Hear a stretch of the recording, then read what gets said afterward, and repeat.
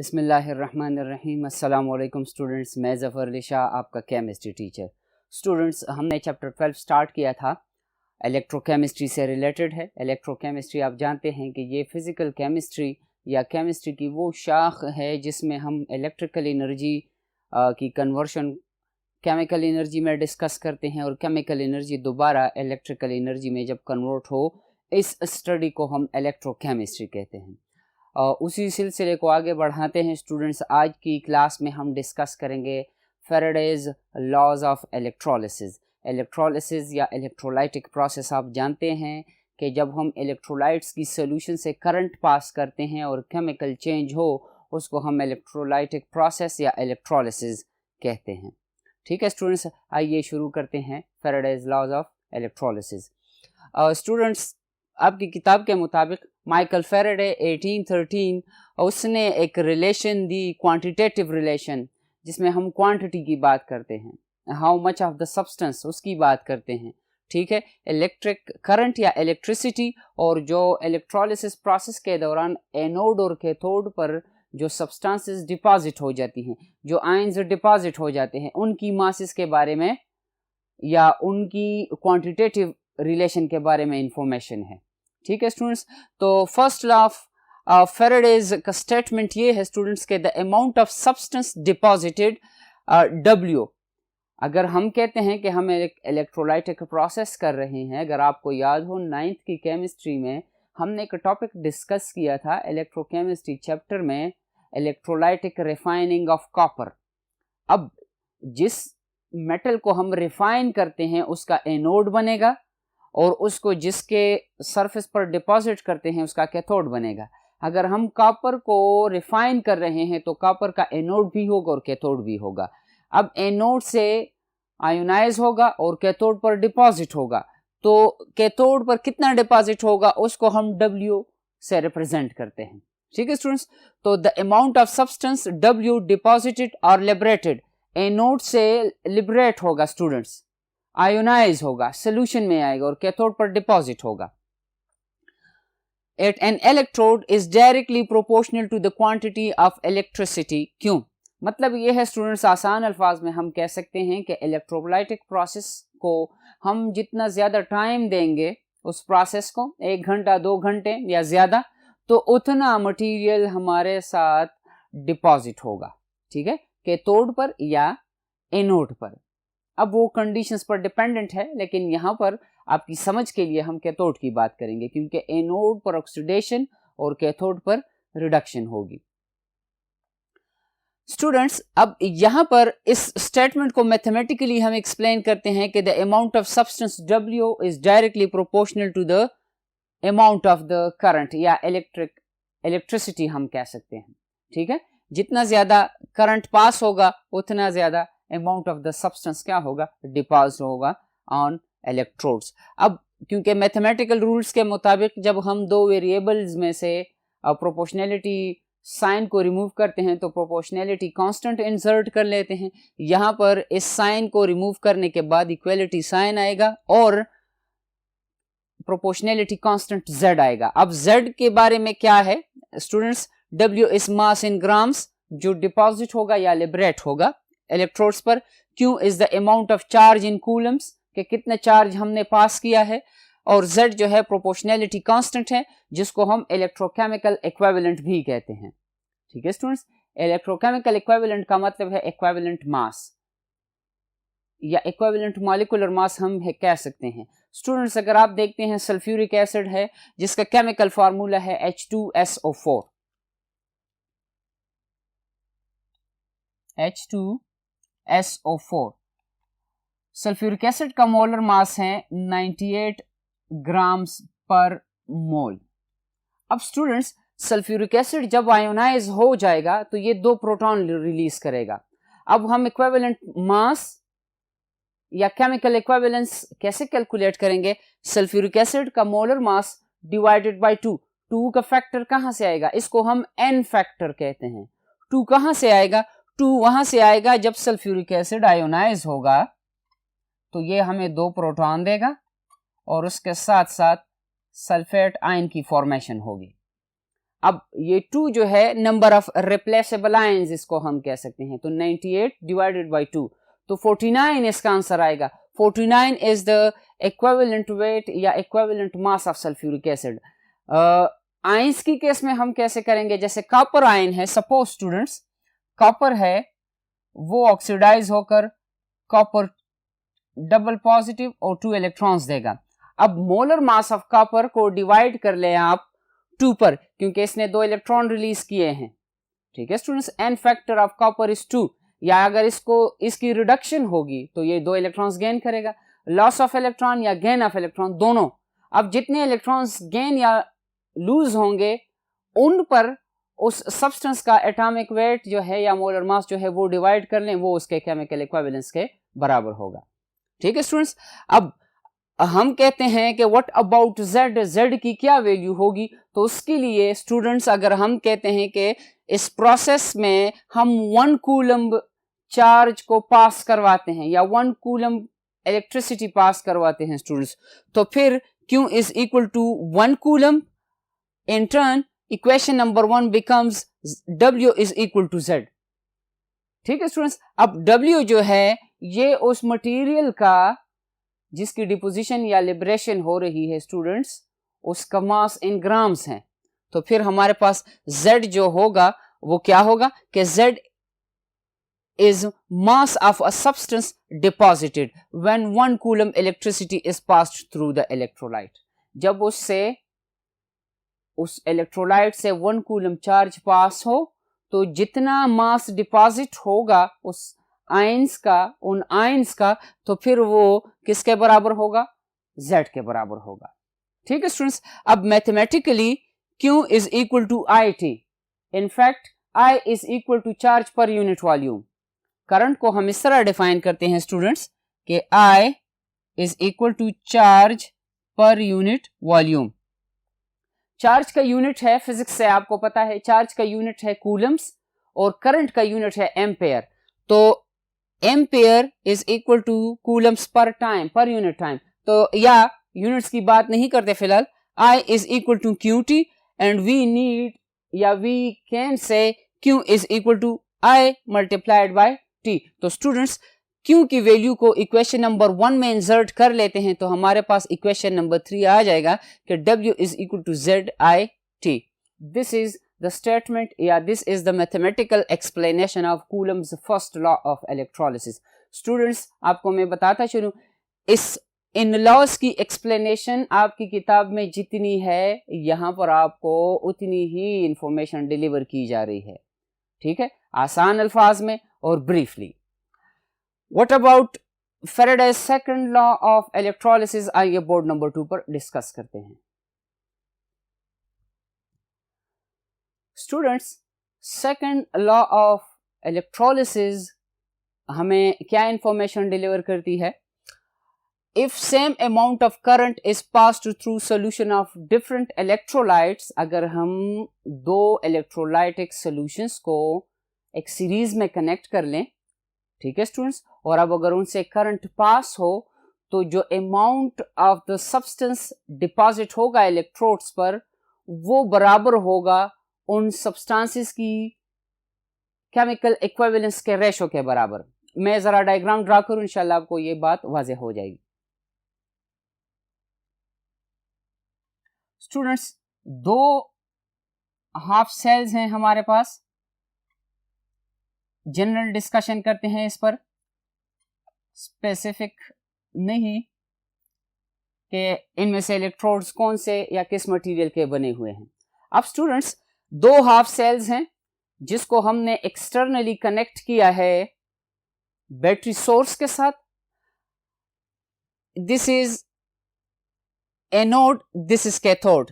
फिर second cell का anode first cell के कैथोड के साथ कनेक्टेड है और इसी तरह सेकंड सेल का कैथोड फर्स्ट सेल के एनोड के साथ कनेक्टेड है थ्रू बैटरी।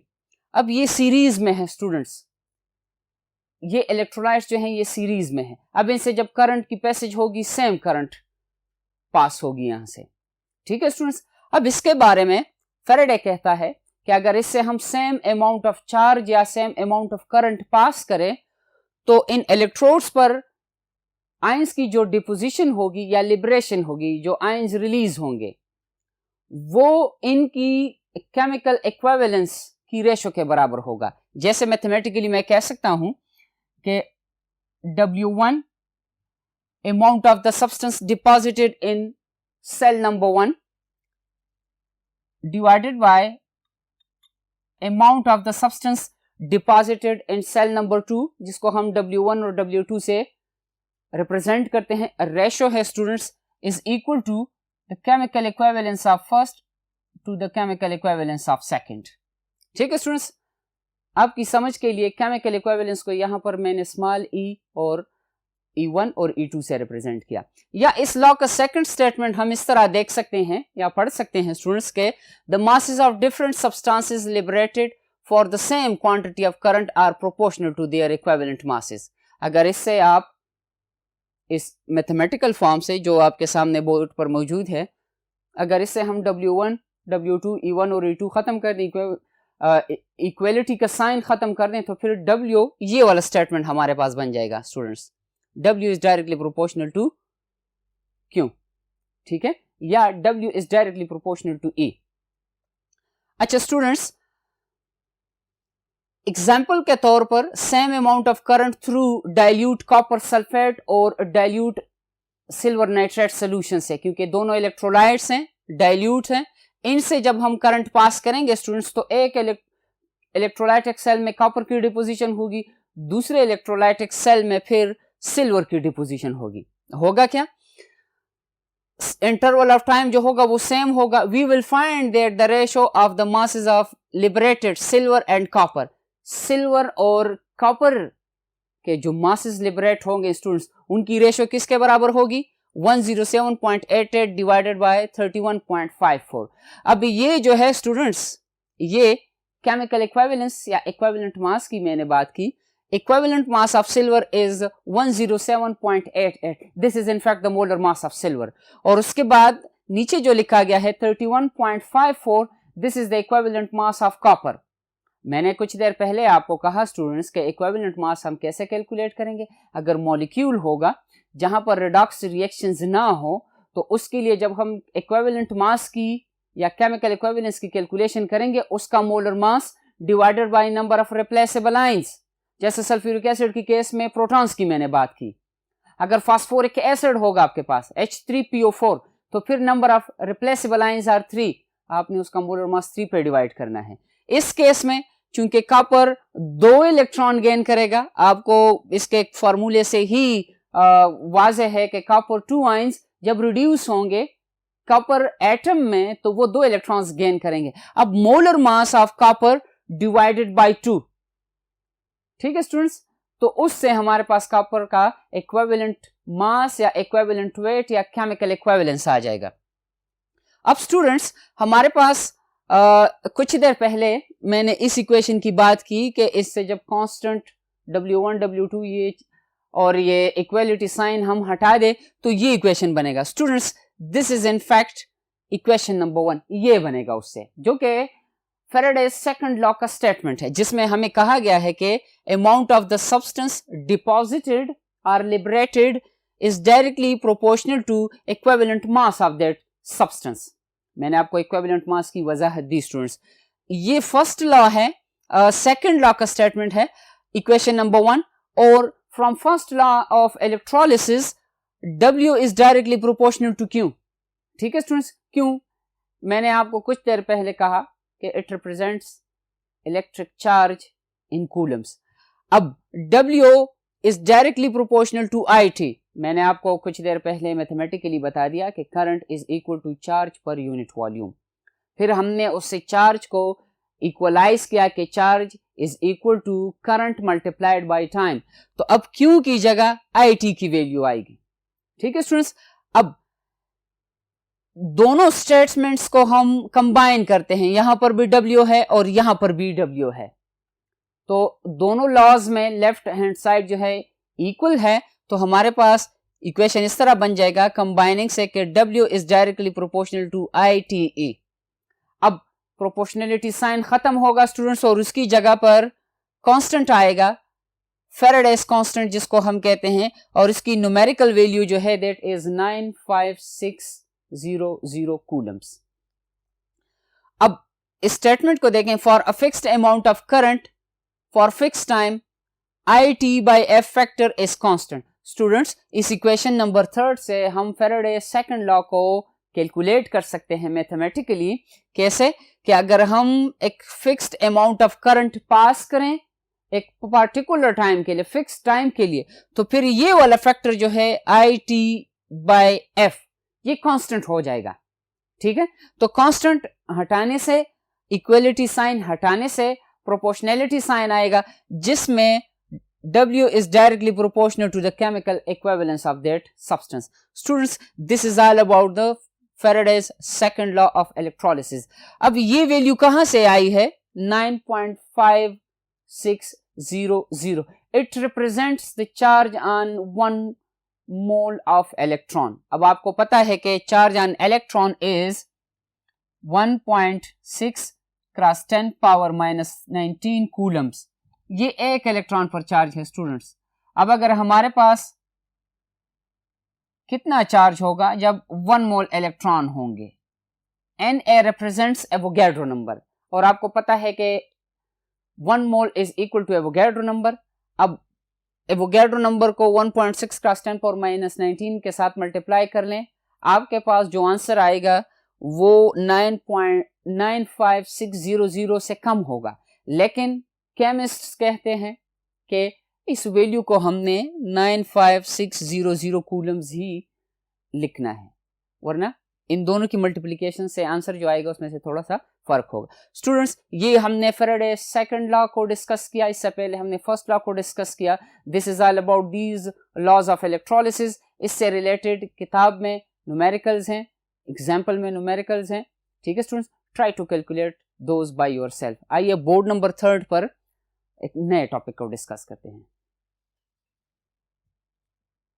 स्टूडेंट्स, इलेक्ट्रोकेमिस्ट्री में हमारा जो नेक्स्ट टॉपिक है दैट इज बैटरीज। अब बैटरीज की जरूरत क्यों पड़ी? स्टूडेंट्स, जनरली लाइफ से रिलेटेड एग्जांपल से मैं आपको बता दूं, सोलर एनर्जी जो है वो अल्टीमेट सोर्स है एनर्जी का।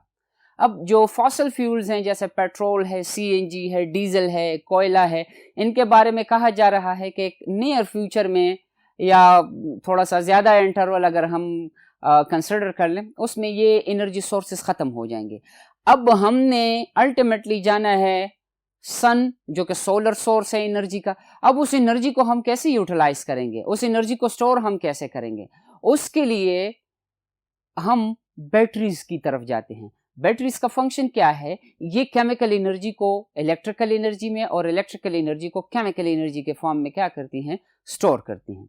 आपकी किताब में जो इलेक्ट्रोकेमिकल एनर्जी स्टोरेज डिवाइसेस हैं वो 4 किस्म की बताए गए हैं। आइए जरा डिस्कशन कर लेते हैं। नंबर 1 जो है that is primary batteries, example जो है ड्राई सेल, और हम इस लेक्चर में ड्राई सेल की वजाहत करेंगे। सेकेंडरी बैटरीज हैं पोजीशन नंबर 2 पर, जिसको हम लेड स्टोरेज बैटरी कहते हैं, जो नॉर्मली गाड़ियों में इस्तेमाल होती हैं ये बैटरियां।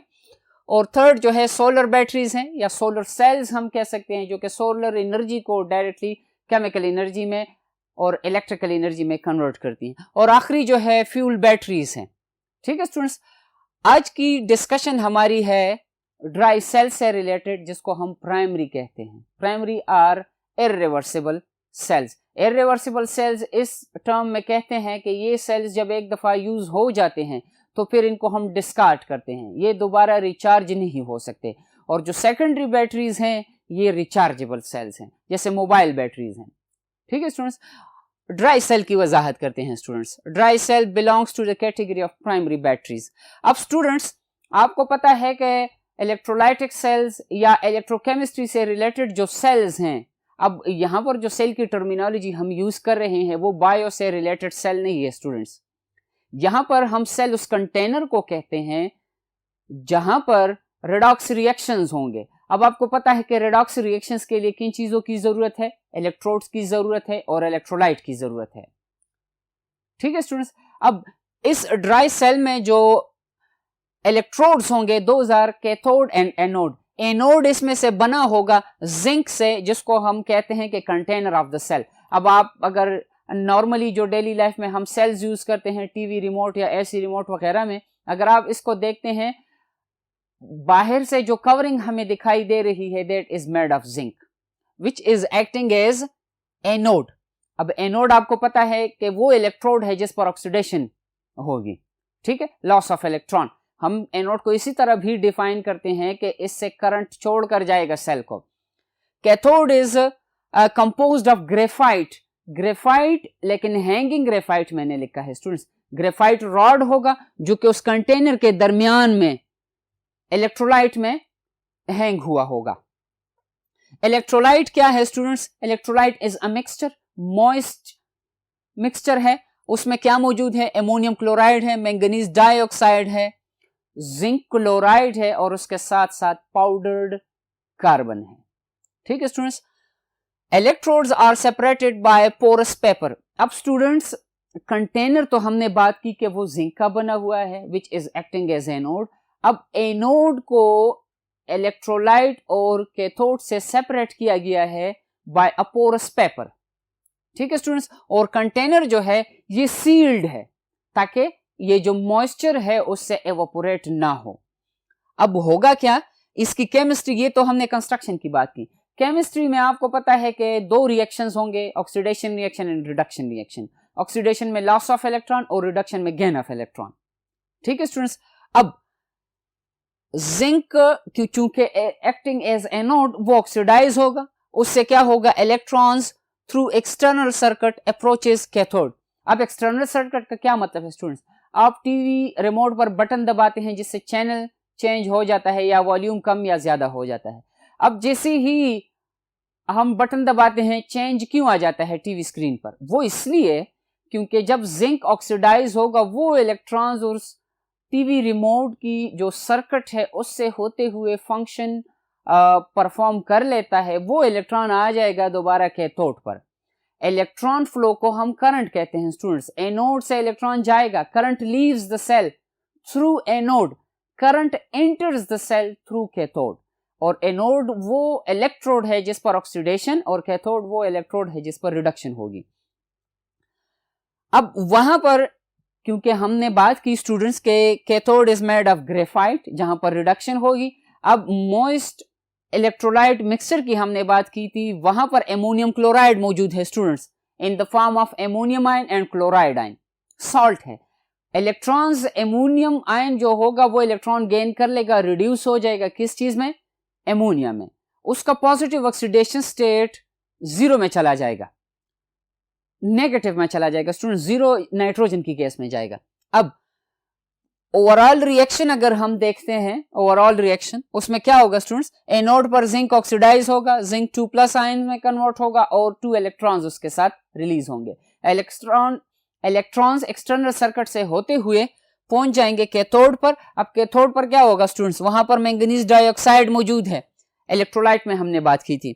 उसके बाद एमोनियम क्लोराइड की बात हमने की जिसकी रिडक्शन होगी और उसके साथ साथ 2 इलेक्ट्रॉन्स जो कि जिंक से कैथोड की तरफ आए हैं, रिएक्शन होगा, डाइमैंगनीज ट्राइऑक्साइड की फॉर्मेशन होगी, एमोनिया फॉर्मेशन और उसके साथ साथ वाटर बनेगा। ठीक है स्टूडेंट्स, ये कैथोड पर ये प्रोसेस हो रहा है। अगर हम ओवरऑल देखें reaction chemistry, zinc neutral, manganese dioxide और इसी तरह एमोनियम आयंस तीनों रिएक्शन करके कन्वर्ट होंगे जिंक आयन में और उसके साथ साथ मैंगनीज ट्राइऑक्साइड में, एमोनिया और वाटर में। तो स्टूडेंट्स जब एमोनिया और जिंक आयन बन जाते हैं ये कॉम्प्लेक्स बना लेते हैं। इनकी कॉम्प्लेक्स फॉर्मेशन से ये सेल्स जो है ये इररिवर्सिबल सेल्स है। ये दोबारा अगर हम इसको इलेक्ट्रिकल एनर्जी प्रोवाइड करेंगे तो ये रिएक्शंस दोबारा रिवर्स नहीं होंगे। एमोनिया एमोनियम क्लोराइड में कन्वर्ट नहीं होगा, जिंक डबल पॉजिटिव आयन से जिंक न्यूट्रल में कन्वर्ट नहीं होगा। इसलिए इन आयंस को हम क्या कहते हैं?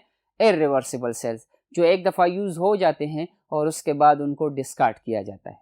स्टूडेंट्स लेक्चर में हमने डिस्कशन की Faraday's laws of electrolysis. First law को हमने डिस्कस किया मैथमेटिकल फॉर्म के साथ, सेकंड लॉ को हमने डिस्कस किया मैथमेटिकल फॉर्म के साथ और उसके बाद हमने इलेक्ट्रोकेमिकल एनर्जी स्टोरेज के लिए जो डिवाइसेस यूज़ होते हैं जिनको हम बैटरीज कहते हैं उनकी डिस्कशन की, जिसमें हमने स्पेसिफिकली ड्राई सेल की डिस्कशन की विद इट्स केमिस्ट्री। स्टूडेंट्स, आज के लेक्चर के लिए इतना ही काफ़ी है। इंशाल्लाह जब हम नेक्स्ट लेक्चर में हाजिर होंगे तो एक नए टॉपिक के साथ हाजिर होंगे। तब तक के लिए अल्लाह हाफिज़।